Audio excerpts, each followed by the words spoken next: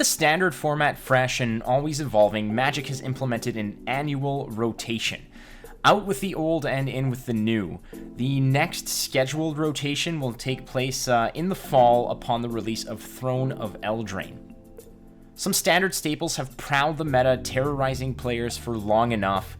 Though some of the cards will be missed as heroes, I'm here to present to you the villains of the format. Here are 5 cards that players will be glad to see rotate out of Standard. We open with the Wild Growth Walker.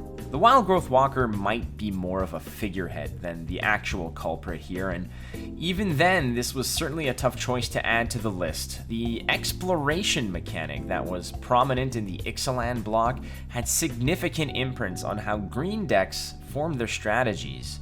Abandoning the attractive turn 2 Steel Leaf champion Wet Dream, the release of Ravnica injected life into Golgari mid-range decks, and at the heart of the push was an aggressive exploration package that featured the Merfolk Branchwalker and the Jade Light Ranger. Now, effective on their own, they became fuel for the Wild Growth Walker, which provided relief from aggressive decks and a formidable creature to stand guard, or you know what, even just push your own attacks. Though the Wild Growth Walker was a formidable card on its own, it was merely the focal point of a basic combo that provided life gain, card cycling, and creature development. Now, if the Explore mechanic was in sync, the Walker was the Justin Timberlake. It kind of led the way and had as many fans as I guess it did haters. Though Explore has since began to fade from higher tier metas, it is still a crucial piece to decks running Command the Dreadhorde strategies. While not nearly as prevalent as it was during the Ravnica block, this annoying little shrubbery still maintains a mixed bag of supporters and those who would rather see it derooted from the format. The Lanois Elves. To quote a friend, this is actually something he said. He said, "The Lanois Elves is one magic-ass magic card." Now, I'm not entirely sure if he means that this is just a card that gives him joy, or if it is the epitome of magic card design and identity. It could very well be both. Still, Lanois Elves is a card synonymous to the game and to the identity of the color it represents. Dating back all the way to Alpha, the card has been printed a staggering 33 unique times. It's a testament to its rock-solid design and utility to standard green ramp tactics. Still, for someone who seems to resist the fading of time, there is still a simmering disdain for the lowly 1/1 that, only really has one job to do. Like a peasant in the fields, it is worked to the bone, exerting itself to pump out more effective threats ahead of schedule. As an opponent, there is always a dreadful feeling that creeps in when you see your opponent open with a forest and then drop a Lanois Elf. Coupled with a seemingly endless source of mana-generating creatures, it is easy to get run over quickly by the sheer acceleration that the Lanois Elves provide. This little green veteran represents a reminder that you're likely going to lose the tempo race, and for some decks that need a few turns to get the wheels greased, the opposing elf is just enough extra horsepower to put you on the defensive and keep you playing from behind. We have by no means seen the last of the Lanois Elves, but for a brief period at rotation time, we may just get a reprieve from the iconic ramp creature. The Goblin Chain Whirler. Now, when Dominaria was released, each color had their very own triple mana workhorse. Each one had impacts on the decks they were added to, and to each one, they had their day in the sun. Except for you, Dreadshade. No sun for you, because you're a shade, and sun would... Anyways.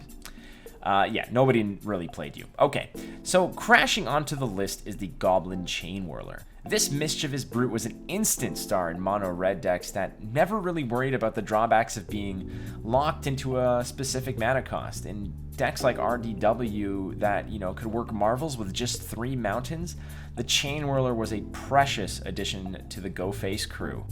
Now, the wide sweeping effect that it wielded upon entering the battlefield would make token players cry and create, unfavorable trades for blockers who once had a body advantage on the onslaught of pesky red aggro creatures. Well, it was an uncomfortable card to stare down from the moment it hits the board and weakens your defending creatures to the first time it goes sideways. The Chain Whirler's first strike ability could shake any player's confidence, as any shock or lightning strike would be a KO in favor of the big bad Gobbo. As new sets released, the Chain Whirler went from main deck all-star to sideboard tech, but he never disappeared entirely. It is a fearsome answer to Esper Hero or Vampire Swarms, as well as a gruesome answer to the Mirror. I even hear that the Lanois Elves Society has their own support group. Nonetheless, Chain Whirler generated enough hate mail to find a spot on this list. Teferi, Hero of Dominaria. Alright, now raise your hand if you've been personally violated by this card over the past year and a bit.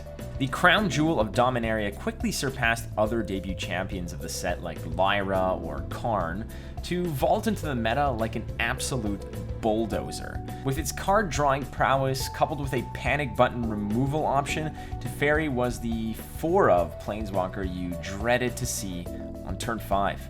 As a centerpiece to control decks, it gave players a reliable way to draw cards and then open up 2 vital lands to protect it. Often backed up by a slew of counter magic, he was untouched as he built to an ultimate ability that meant lights out for your opponent. The frustration that Teferi would conjure in you while he dodged removal spells and ran the table only worsened as Core Set 2019 provided another win condition for him to thrive in. Nexus of Fate, infinite loops of tucking and replaying, and a slow, agonizing death just made this card a total persona non grata among many casual or friendly players. Upon seeing that first Hallowed Fountain or Glacial Fortress, you kinda knew it was coming and you braced for what was likely going to be a game played in first gear while trudging through half-dried cement. It was going to be drawn out, torturous, and psychologically tormenting. As new cards mixed into the meta, many only worked to aid Teferi's dominance in the control game. Root Snare and Nexus of Fate, Dovin's Veto, Negate, along with an arsenal of other annoyances, kept this card safe and sound for quite some time. Though the sense of doom he would often cast over his opponents has since dissipated somewhat, he still is an instant inclusion in any deck featuring blue and white. And seeing him move on to greener pastures is welcome news for many. However, he still is leaving behind his more annoying little brother, 3-Fairy. Nexus of Fate. Now, was there any doubt, really, let's be honest here, upon posing the question to a multitude of Magic the Gathering communities, the number one answer to the question of what we're glad to see rotating out, it was Nexus of Fate. No shocker here, frankly, as it has continuously dominated forums and debates as to, why this card even exists and how big of a mistake it was to print it.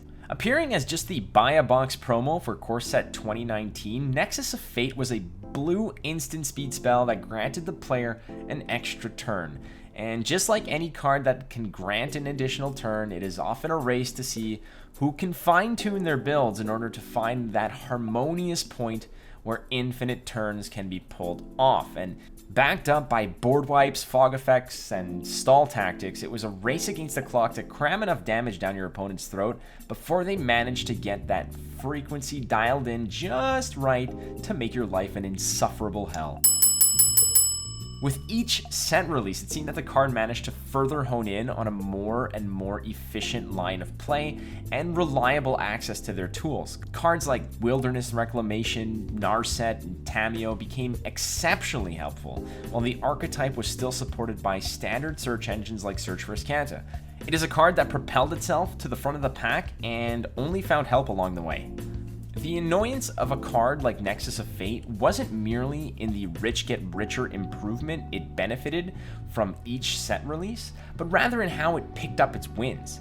They weren't quick, and they weren't straightforward. They were long and painfully agonizing. It was akin to being wide awake during a root canal, but you can't move your muscles. You just have to sit there and take it, and the only way out is through the depressing scoop. Watching as your opponent manufactures a win is impressive the first time or two, but eventually the rage that incubates in your soul from seeing a Nexus player pull a Nexus loop out of their ass while sitting on 1 life while you have a shock in hand, you've got no mana to do anything with it, it could drive a person mad. Eventually the rage matures and manifests itself into 4-letter words, and you see why this card is a hate magnet that it is. You get a bumper sticker that says Nexus of Hate, and being pontificating about just why this should be banned to anyone who will listen. Your Twitch streams become like therapy sessions where you commiserate with your fellow Nexus haters. And all you clamor for is the day that it's cast into a fiery abyss. Each day brings us closer to rotation and to salvation. What I mean is, a Nexus of Fate is rotating out, and some of us are mildly pleased about that. My name is Flake, and this has been the 5 cards that we are most glad to see go when Standard rotates.